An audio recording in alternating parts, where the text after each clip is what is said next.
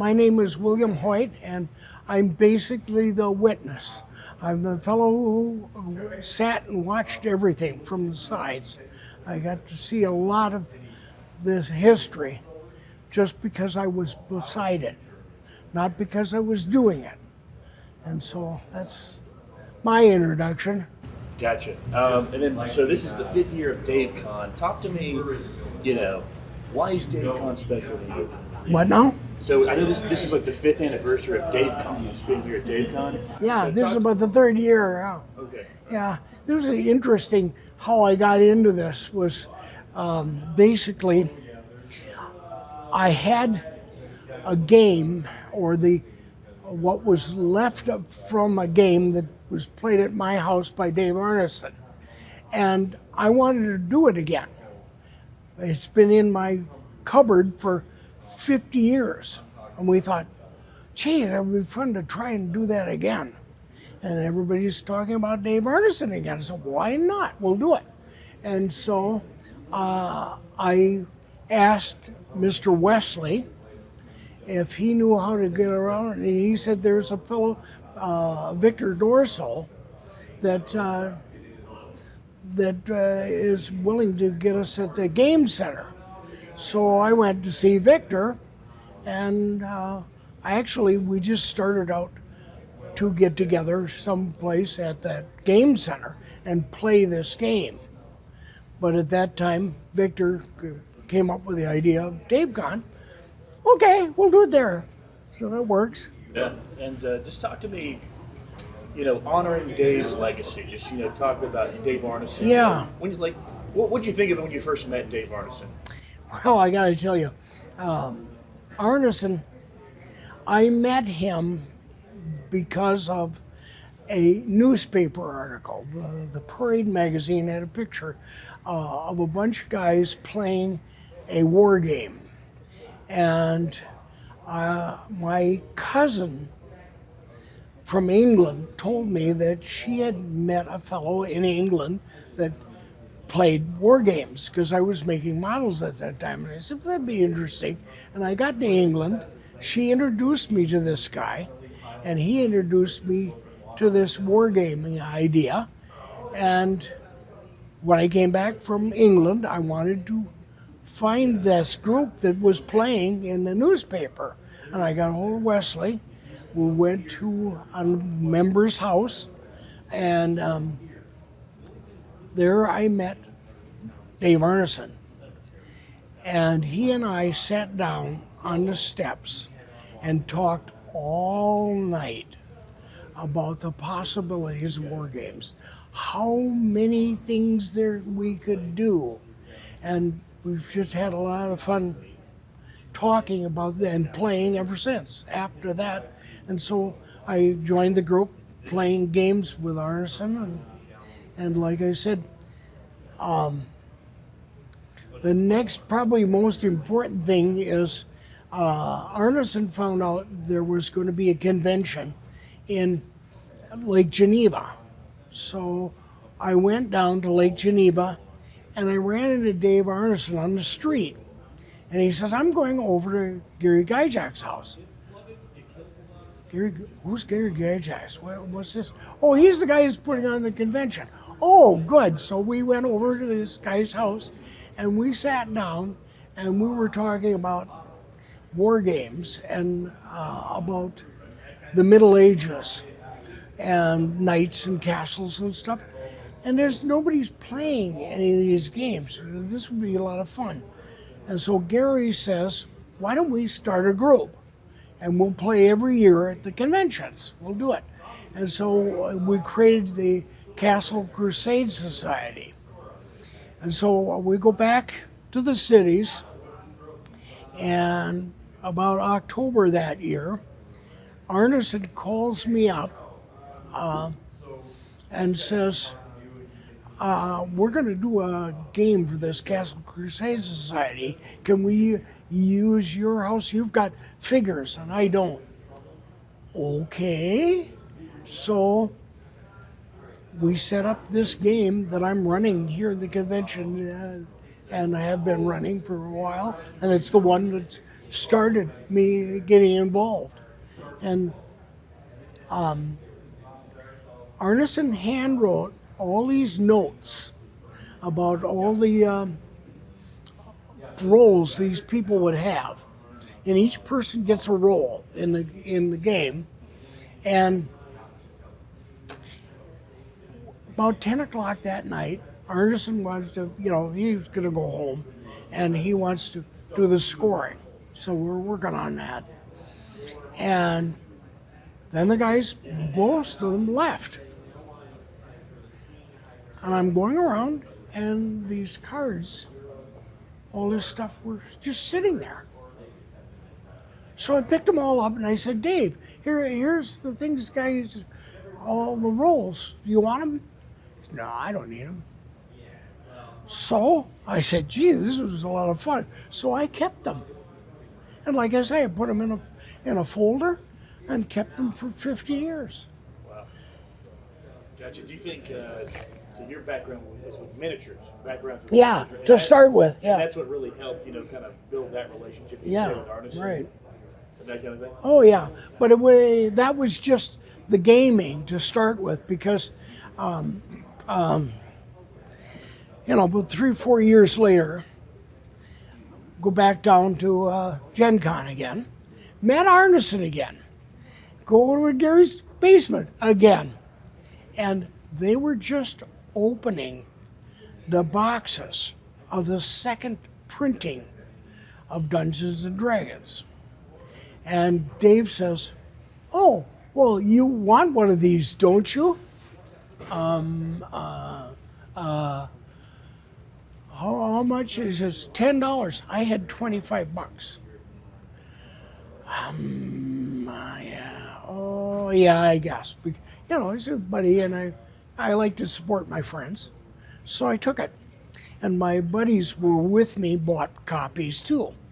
And we go home, and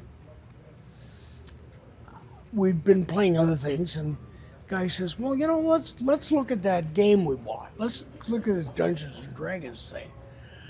And I'm the one that's going to have to run this thing.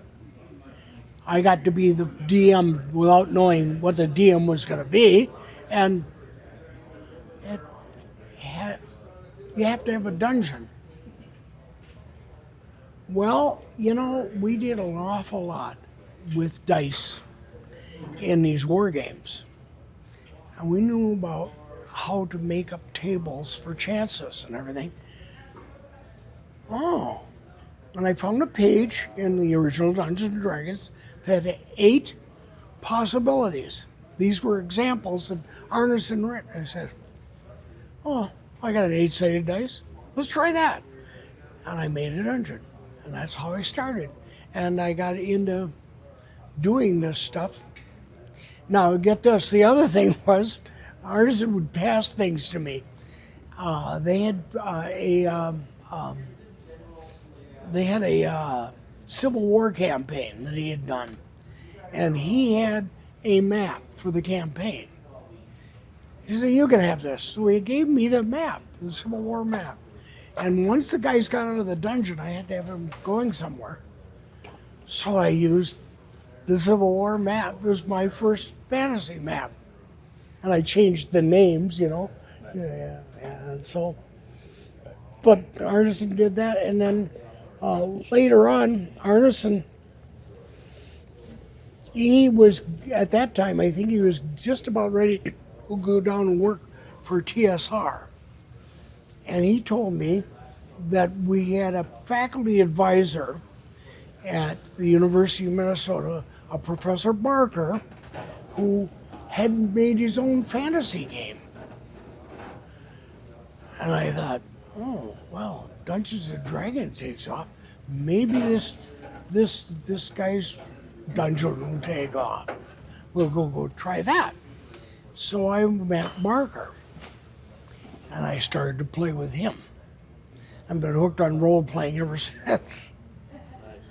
And then Blackmoor. Yeah, well, in Blackmoor, the really strange thing about that, you remember this game? The first thing he did to me in the game, he says, you've got the castle. You have to defend a castle. It had no name at that time. Well, as things evolved, he started to change and give names. He called it Blackmoor Castle.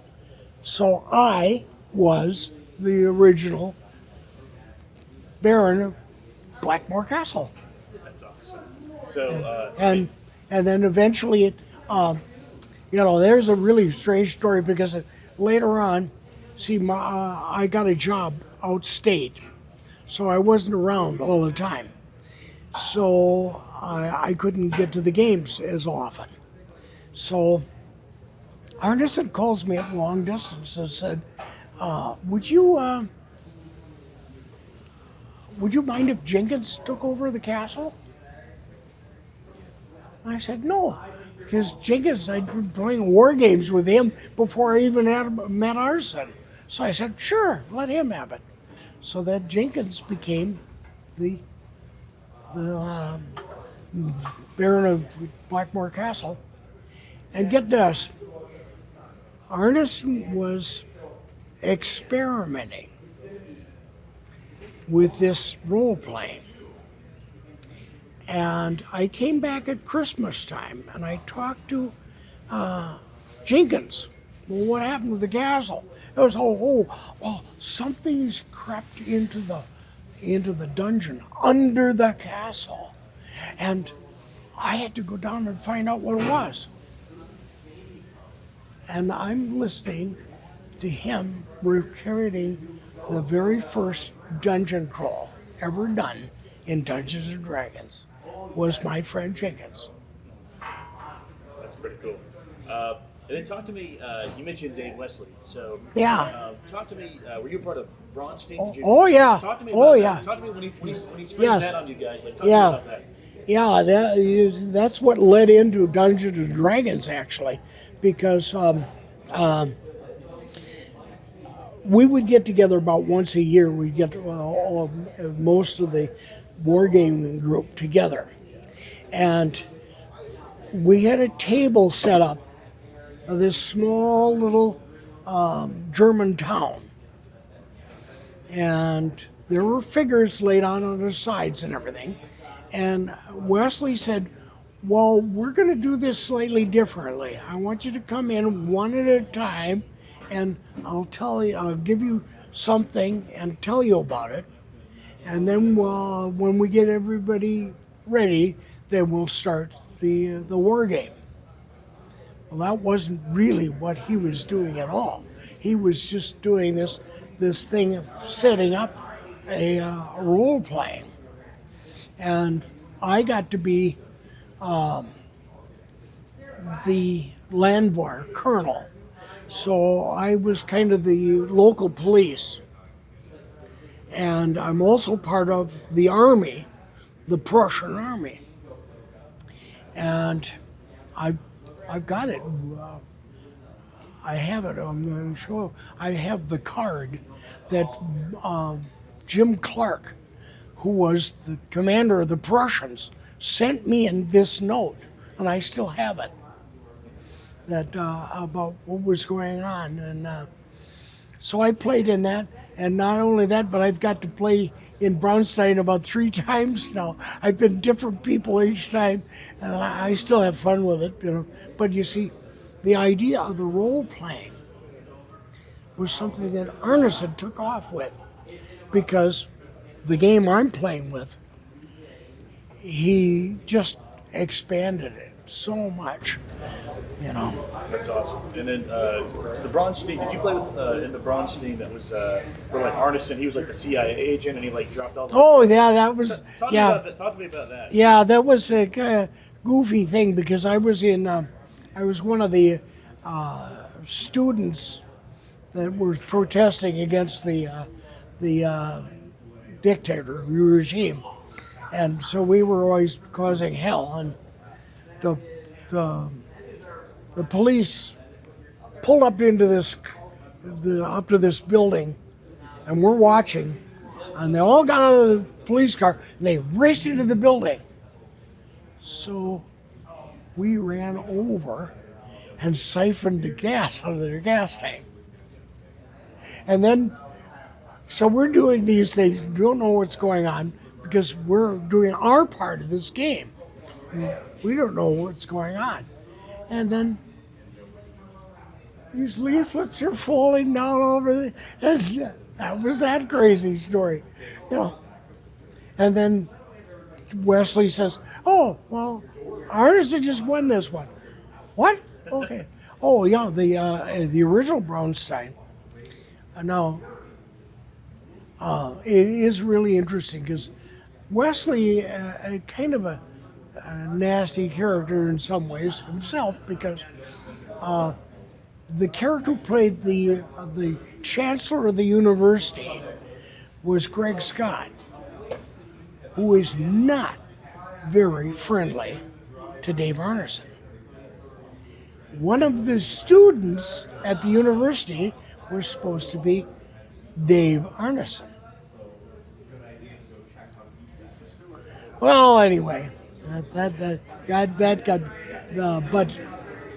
Arneson's character got into a verbal exchange with Jim Clark, who was this Prussian colonel, and they wanted to have a duel. And, you know, now you understand what everything was going on supposedly for Wesley. He was all by himself in that room, and he had one person at a time, and he was the only one that knew what was going on. The guys in the other room all of a sudden started telling each other who they were and what they were doing, and they started having conferences when they shouldn't have, because they were nowhere close to each other. Arneson and Clark would have a duel, and they go in to talk to Dave. He said, "We're going to have a duel." And Dave's sitting there. "But you're here, and he's way over there. How are you getting into it? What are you talking to each other for? What's going on?" That's why Wesley thought that whole game was a flop. He thought it was a mess. We loved it. We played it, thought it was just magnificent. And that's what Arneson made my game after that, because of that. And then just kind of wrapping up. Yeah. Just talk to me. I mean, just about this convention. It's called DaveCon, and that's based off Dave Arneson. Talk to me, just something maybe folks don't realize about Dave Arneson, his character, his legacy.